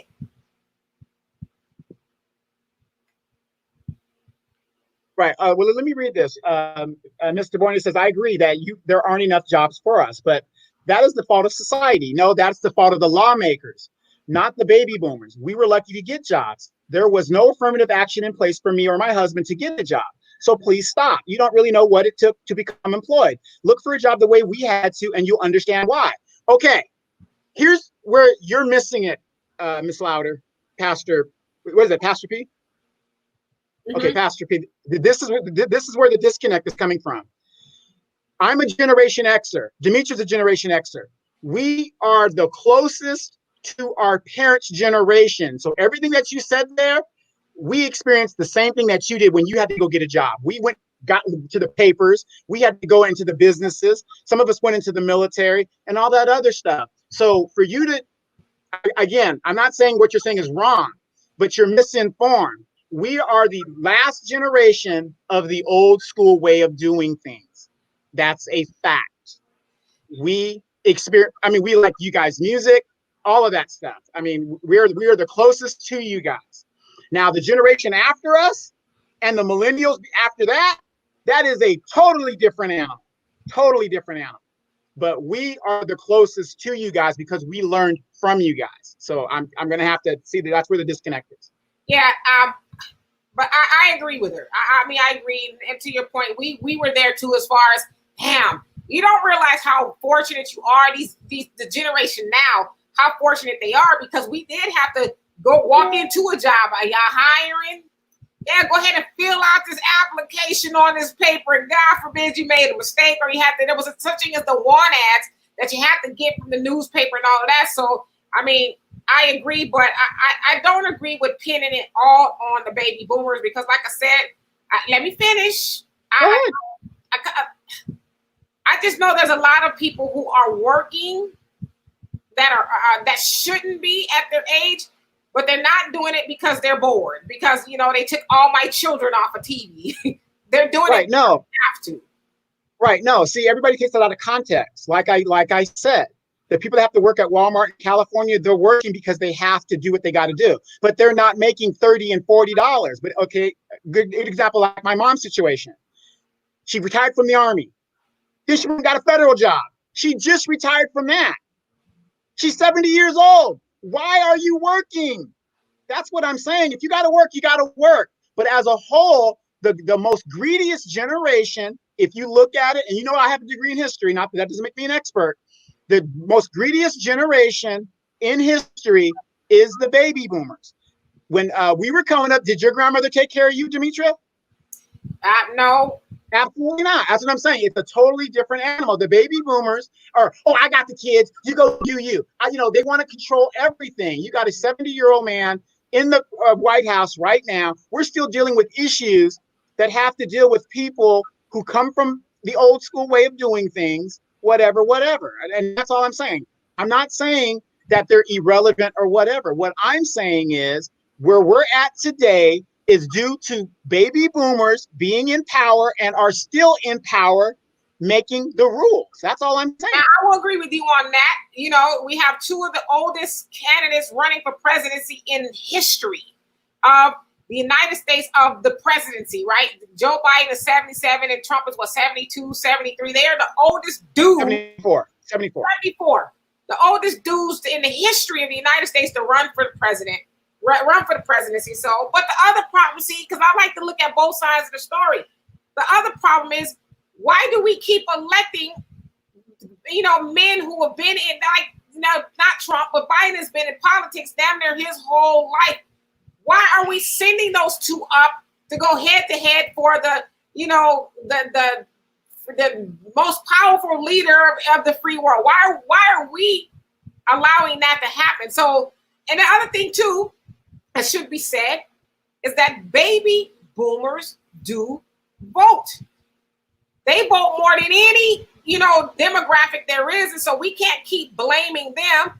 And I get what you're saying, Donovan, but we can't keep blaming them for the things that go on if they're the ones that's getting more involved. Like, we can't keep sitting back and saying, well, you know, we got this and that going on, but we don't participate the way we should. Okay? The hell I can't. When they keep changing the rules of the game, the hell I can't. The hell I can't. All right now. And you're welcome, Tanaya. And Al says, Donovan has my face hurting because he's a fool. And Sammy, yes, we saw that tweet in regards to Nick Cannon saying basically that he sounds like he said enjoy Earth because we sold him out. He's very hurt about that. And so I'm hoping that he's okay after that tweet. And Al says, my mom retired from the phone company after 32 years, but that mouth works overtime since her brain took the day off. You need to stop it. And so Donovan read Pastor P's response. And Donna says, there are baby boomers in corporate America that are still working and earning a mid-six-figure salaries and are millionaires according to their pension plans, 401k plans. They need to step aside. I think that's what Donovan's referring to. Yeah, I mean, I agree with that. There are some people who don't need to work, but I think there's a lot of people who do. Now, I don't know why those people aren't stepping aside. Maybe they like power. I mean, look at a lot of people in politics, the older people, like Joe Biden's and your Trump. Like, I couldn't imagine being in my 70s wanting all that stress and pressure. So I think a lot of it is, you know, power hungry, if you will. But yeah, and I think too, a lot of our organizations, like let's say your NAACPs and just a whole host of other organizations, they have a lot of people who have been there forever and they refuse to, you know, give up the throne, if you will, and let, you know, younger people come in, or maybe not even younger, but just people with more fresh ways of thinking come in and try to change what's going on a little bit. They won't do that. So I don't know what that's about necessarily. Right. You know, and I just want to say this, like I said, and like, this is what this show is about. It's about great conversations and ideas, because like I said, I see my mom's point. She'd be cursing me out every chance she gets. But see, this is why Donovan, not Demetra, this is why I have a problem with the baby boomers. Okay. Because nobody's going to speak up for me. I have no respect for baby boomers for the simple fact that no respect. Well, when I mean no respect, I'm talking about like, not like I don't respect them, but I'm talking about no respect in the fact that they're worried about their Social Security. They made sure that, you know, oh, my Social Security, this, make sure we're protected. We get this, but you ain't fighting for mine. That's what I'm saying. They keep changing the rules. So I have no respect for people who look out for themselves and they ain't looking out for the next generation. You know, so I'm gonna stand up for mine. They can stand up for theirs, but don't be mad because I don't want to listen to you anymore. And, you know, and this is not directed at anybody. It's just where my thing is. But that's what's happening. Their healthcare. Maybe if you guys would stay out of the damn casinos, you'd have money to buy your pills. I don't know. You need to stop. No, but these are things you know, me and my mom, we talk about. I know it's funny, but, you know, but think about it. You guys, the baby boomers have all this money, but they're the ones in the casinos. And now They're over there talking about we need more money so we can afford our pills. Say yes at the casino. You need to stop. And Pastor P, I got you. She says, amen, D. And Fatal Attraction is the name of the movie. Just watched it. Did you like it, Samuel? That's the one with Nia Long. And Donovan says, great conversation, Devoria. And Al says, baby boomers vote and pray, too stuck and stubborn in their You know what, though? When we get that age, they're going to say our children are going to say the same thing about us. Y'all stubborn. Because my dad, God bless him, he is stubborn. You have to, like, grab him and say, dude, could you stop? Could you sit down? Daddy, you can't go up and down the stairs with everything in your hands. And, you know, you're already kind of having some issues walking. Like, you got to force him to just relent and say, okay, Daddy, can you? When he was here last, I said, Daddy, can you give me your bag? I can help you walk down the stairs. My daughter would love that. Can you also give me the cup? I don't mind holding that too, Daddy. And he starts laughing. He says, okay. Like, you're going to fall down the stairs and then what? You know, just say, okay. And so Pastor P says, you were talking about the upper echelon, most black baby boomers, if not in military, had to fight and hope to get anything or any place. Yeah, and I agree with it. I don't think we should ever diminish what they had to go through. You know, like saying it was so easy, because we know it was. I mean, I can tell y'all. But it wasn't easy for us either. Listen, nobody's saying it was easy for us, but I don't think we do them justice by diminishing what they went through. Because my mom was Pastor P's age, you know, and she told me plenty of stories of this like the job. Sometimes the jobs my mom did get, she lost it due to racism. So her first job as a nurse, some white lady said that she said something to her, which she said was a total lie, and she lost her job. When she was a teenager, she had a job working in what they say a pocketbook or purse factory. She called it a pocketbook factory. She said the boss didn't like her, and she lost her job over it. So she went through that a lot. My mom was an educated woman. You know, my father, I tell you all the time, he had a job working for Lamborghini, or I think it was Ferrari. Ferrari had a job working for Ferrari as a mechanic, his first job, and they lied on him and said he scratched up a car, fired him, and wouldn't pay him. He had to take them to the labor board, and they paid him all of his money, and every day they didn't pay him, they paid him all of that, came out on top. But from that point, he never worked for anybody else because he got tired. And so the point that I'm making is we can't diminish their struggle. And I just told you about who diminished the struggle? Who diminished the struggle? I'm saying in general, we can't make it seem like everything, you know, was handed to him, because it absolutely was not. It wasn't handed to us either. Who said that anything was handed to him? I never said that. I said when they keep changing the rules to benefit themselves, that's not right. That's all I'm saying. We need to get in there so we can change some rules. Right, exactly. And we're trying to get in there, but we can't get in there if they won't stand down. They were the ones that came up with the term, don't trust anybody over 30. Now they're damn in their 70s. And for them to think that what they went through, nobody else went through.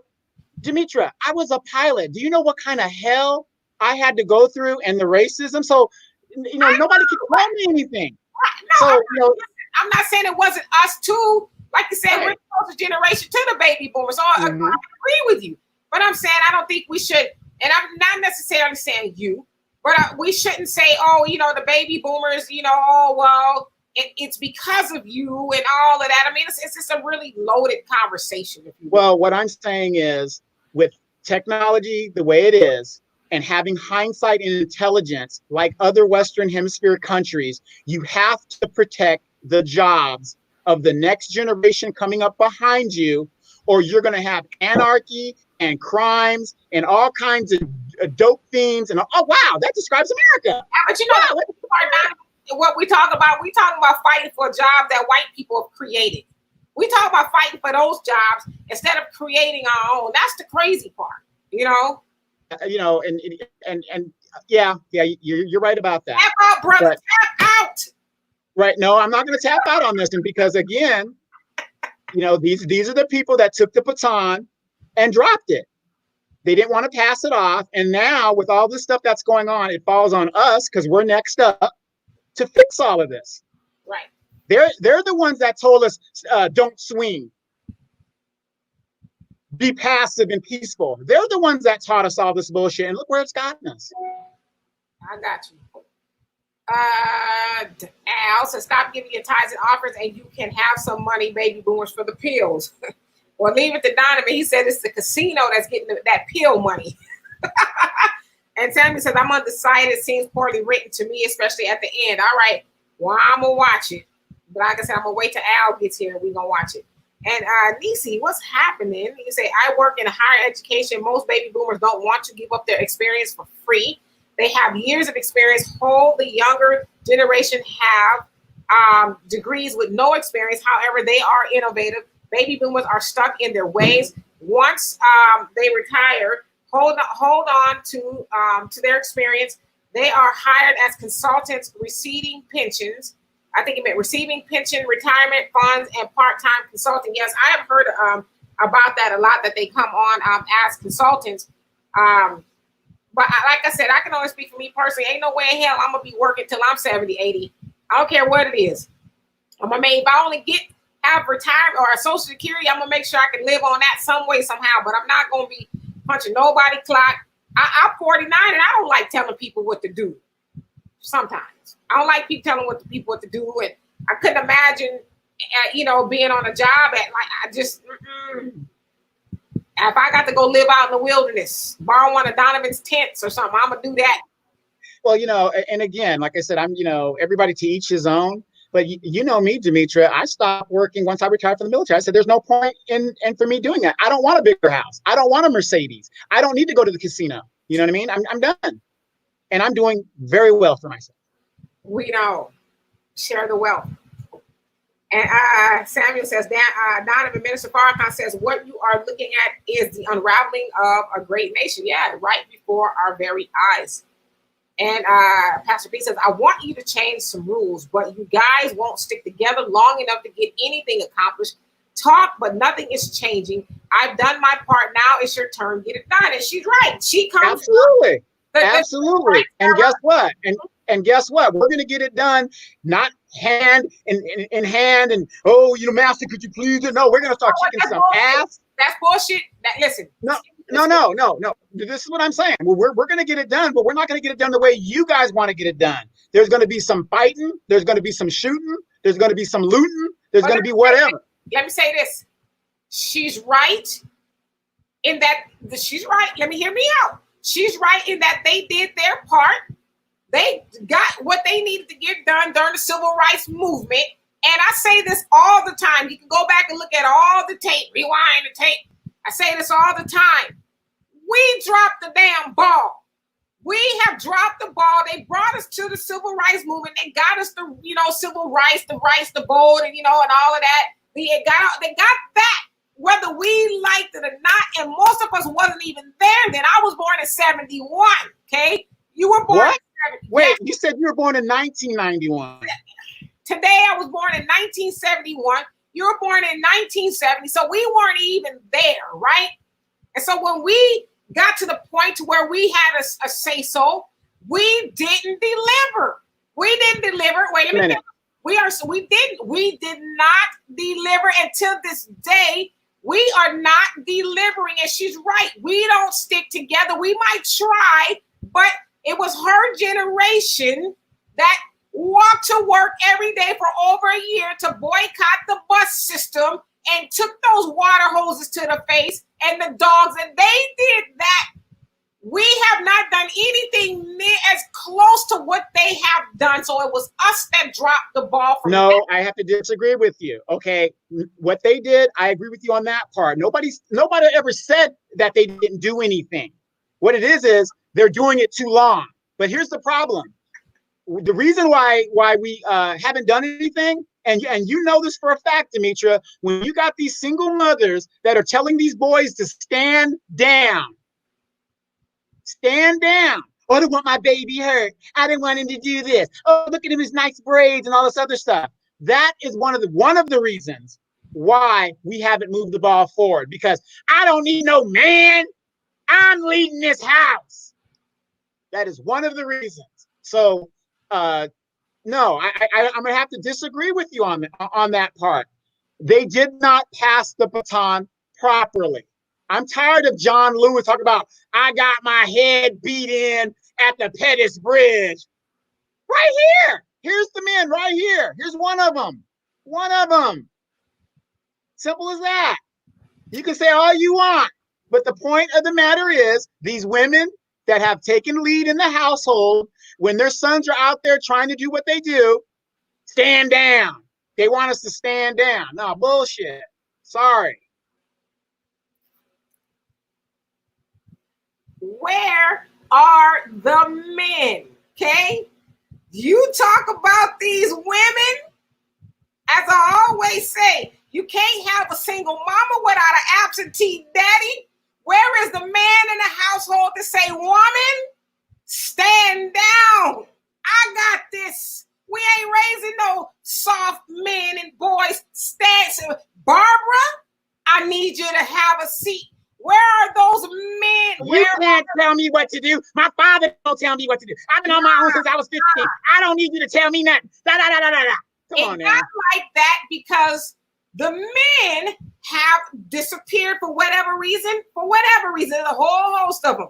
Where are the men? Stop blaming these women for the state of our community. Where are the men? Demetra, you know I am an ardent Ike Turner supporter. You know that. Ike made a very successful Black woman. Every time. Shahrazad Ali, I'm an avid reader of her. A good punch in the mouth. Now they want to lock you up. I mean, come on. Stop it. And Nisi says, I agree, Demetra, it's not in my plan to work until I'm in my 70s. They should change the age to 40.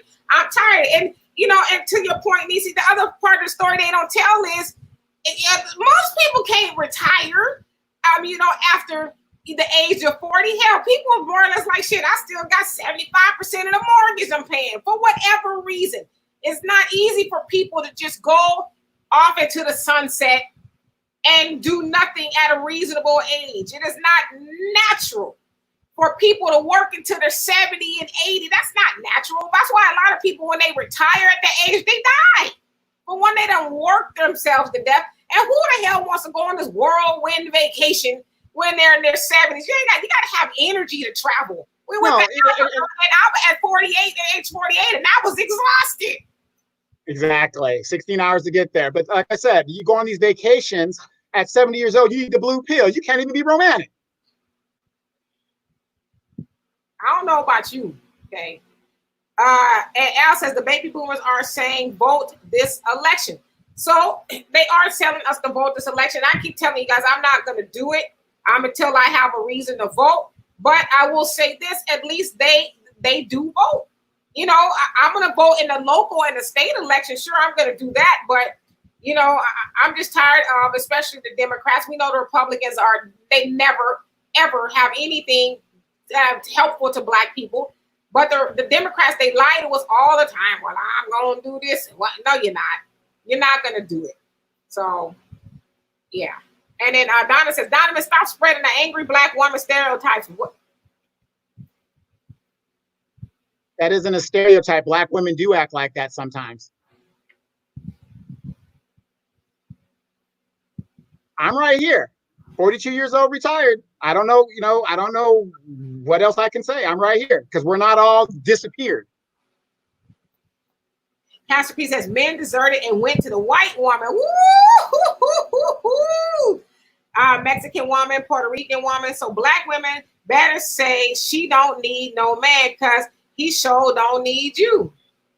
Amen. But I have a question for you. Why should that Black man be happy? Why should he be happy with who he loves? Why? Now you're being silly, okay? Pastor P, he don't have an answer for that. Okay, that's pretty much what he just said. You that sound you heard was him tapping out. And Samuel says, I read Shahrazad Ali's book a long time ago, and she was on it. Yeah, I agree with Shahrazad Ali, even though she didn't say the black woman needs a good punch in the mouth. That's not what she said.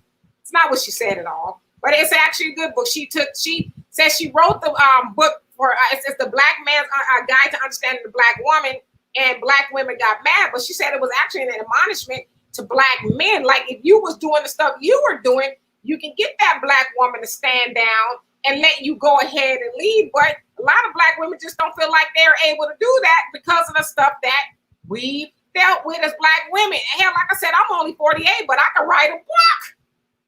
Oh, 49, sorry. Ooh. You see how it gets away from you? I'm 49. I could write a book on the stuff I've been through as a black woman at the hands, not necessarily like boom, boom hands, but just in relationship with black men. I love y'all though. I still love you. But you almost caused me. I'm just playing. I'm just playing. As long as my daddy is alive. And honey, you say daddy government turned men into cows for the milking, supervised visitation to insult the injury. Here y'all go with this doggone child support stuff. Listen, I'm gonna tell y'all this, as I always say, if you don't want a child and you don't want to pay child support, make sure it's with a woman you're gonna stay with for at least 18 years. If you don't see yourself in a relationship with that woman for 18 years, to zip your pants up and put your shoes on and walk out the door. Okay? Don't get horizontal with somebody you don't want to be in a relationship financially or physically with, emotionally and all that for 18 years. And in some cases, 21, depending on where you live. And Donna says the most disrespected person in America is the black woman. Period. And Al says, Demetrius said 98% of black men cheat. I said 99.9% of black men cheat. Now, that might be a high number, but I'm just telling you in regards to what I've been through, all except for Al has cheated on me. And every last one. And Al has a white friend who says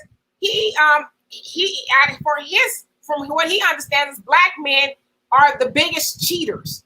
This came from a white man. From his perception, said that black men are the big. Now, I'm not saying that. I'm just telling you what other people perceive, and I'm telling you what I experienced in the relationships I was in.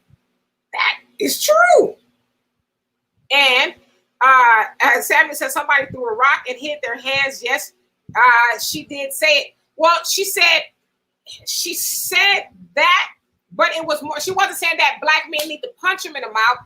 She says that sometimes black women push men. Not saying it's right, but she's basically asking black women, do you want him to do that?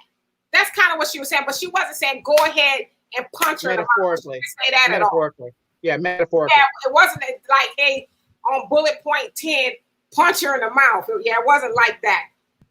And Corlin says, I had a man in his late 70s, baby. He didn't need a blue pill. Yes, baby. yes, baby. And would go on that rodeo again. Wow. Well, check this out, though. Okay, back to Shahrazad Ali. Now, she didn't say that like chapter 10, bullet 10. Yeah. But chapter 4, he does say that. I hate you. And Samuel says, and God is fighting each other. We need to focus on the person who threw the rock. Absolutely. And I say this to black men and women, we need each other. We all we got at the end of the day. We need to stop all this nonsense. We are all we got. And Al says, tell the people what I just did. What his white friend said. It's his perception that black men are the biggest cheaters. They cheat on everybody. And I was like, wow. Now, of course, I'm not talking about you gentlemen on here. But we talking about the other ones. Y'all, man, if it ain't nailed down, Lord have mercy. My God. And Corlin says, I can't allow a cheating, lying, fake-ass black man to lead me, especially leading people to hell. Yeah. Ooh. Yeah. Yeah, right. Yeah, we need you to be doing the right thing if you're trying to. You can't lead me and be trying to lead your side piece too. I can't sign up for that. And Pastor P says on Hulu, watch the movie The Rape of Oh yes, you know what? Reese Taylor. I've been wanting to watch it, but Pastor P, I'm kind of weird when it comes to that stuff because unfortunately I can't shake that kind of stuff when I watch it.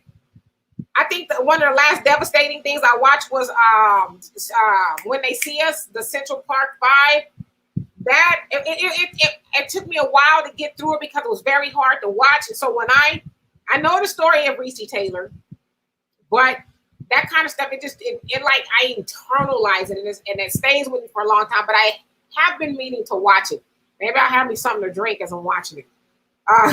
But the story of Reese Taylor, she was raped, gang raped by a bunch of white men, and it's just it's a horrible story, and she survived that. And I think she recently passed not too long ago. And Corla says they are shit, liars, and cheaters. Woo! We're gonna have to go on another show on that one. And Al says my white side won't cheat. What about your black one? Deanna, bring me my sharp knife. What about your black side? Because I'm at the age to where I stab you. I'm just gonna stab the next person who cheats on me.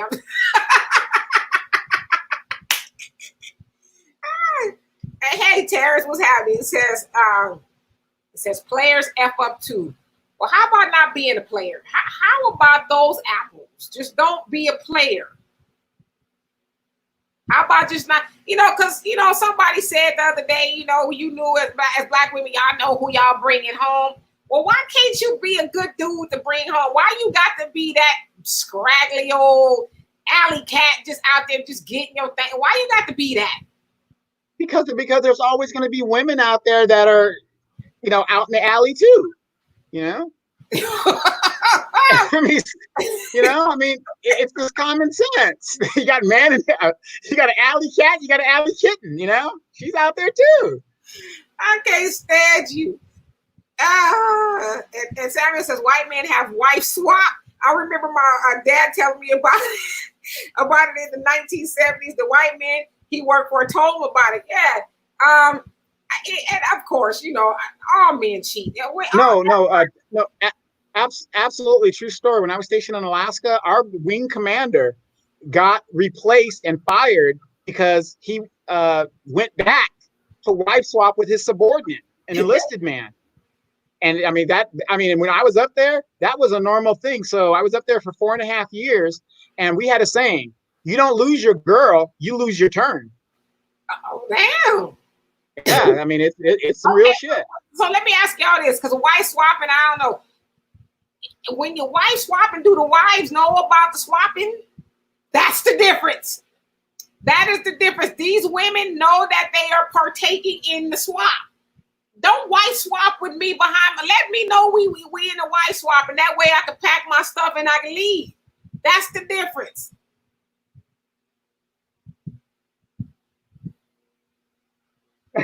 I ain't gonna say a word because, like I said, why is it that you got Ray over there that got 4 or 5 baby mamas in the neighborhood, and women are still sleeping with this dude? Why is Ray having 5 and 4 baby mamas in the neighborhood in the first place? And then he be the man, are they trying to get my check? Child support ain't shit. Yeah. There's a lot of cats. There's a lot of cats in the alley with him. Right. And Al says that Donovan, did you see Bad Boys with Sean Penn? You know he did. I don't even know why you asked me. Oh my God. Look, for those guys that have not seen that movie, Sean Penn, he was about 22 at the time. He should have won an Oscar for that movie. Ali Sheedy was in it. A lot of the Brat Pack people were in it. Excellent movie. Excellent. I have it on DVD. Excellent movie. I don't know if I've ever seen it, but and then Terrence, she said, right on. And Corley said, some of y'all playing with elephants, with mohawks and raccoons.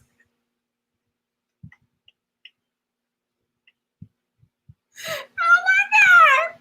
Oh, we're going to leave that one right where it's at. We're going to just leave it right there. Basically, what she's saying is y'all are cheating down. Y'all cheating down. Y'all but in the gutter cheating. That's what she's saying. And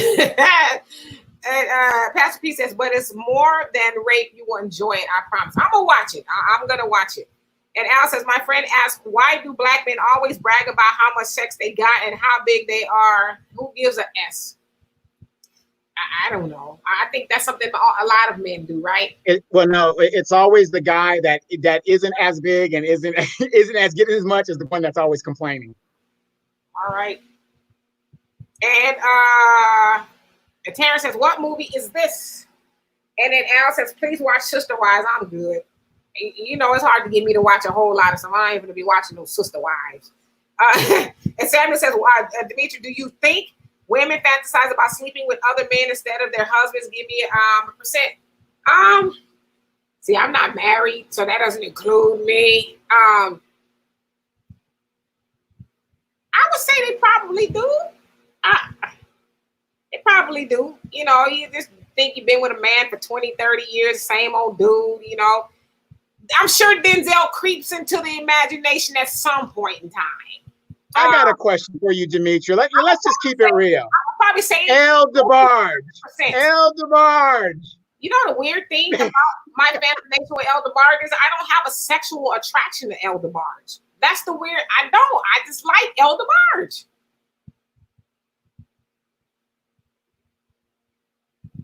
Al says Esai Morales was also in Bad Boys. I like Esai.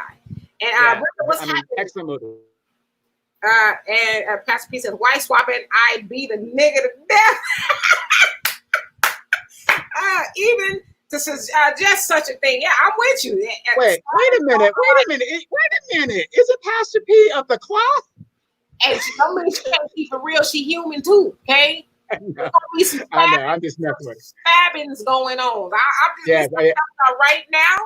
If I am doing a bid and I am cheated on, it's because I stabbed him. Okay, I had a good life on the outside, and I will be on the inside. I'm just letting you know. So anyway, y'all, I don't see any more comments, but I will address them as we are getting out of here. It's been a very good conversation. Yes, excellent conversation. Again, it's nothing personal. These are just opinions and topics, and I think it's really great. Pastor P is right. We do need to get out there and vote. As you know, combining the Generation X, Generation Y, and the millennials, we now outnumber the baby boomers. So if we don't get what we want, and that's because we're not voting. So she's absolutely right. And again, you guys do not forget, doing the same thing over and over again is the definition of insanity. Yes. There's no difference between Trump and Biden. I mean, they're showing you who they are, straight out. Yep. So anyway, Al, I see a comment. I will not read that. We love you too, Samuel. Thank you so much, you guys, YouTube and Facebook, for your very insightful conversation. We enjoy it a great deal. And we will be back on here in the War Zone at 5 Pacific time, 7 Central time. I don't know what we're going to talk about. I'm sure it'll be a great conversation. So please join us there. We will both share the link. And again, I will be back here on Sunday for the Demetri K Show. I don't know what we'll talk about either. So if you have any questions, comments, or concerns, please inbox us and we will be more than happy to talk about it. Until then, you guys have a great rest of your day. Thank you, Donovan. Thank you, Facebook audience. Thank you, YouTube. Thank you, Marcus, for everything you do behind the scenes. And we will see y'all later. Peace.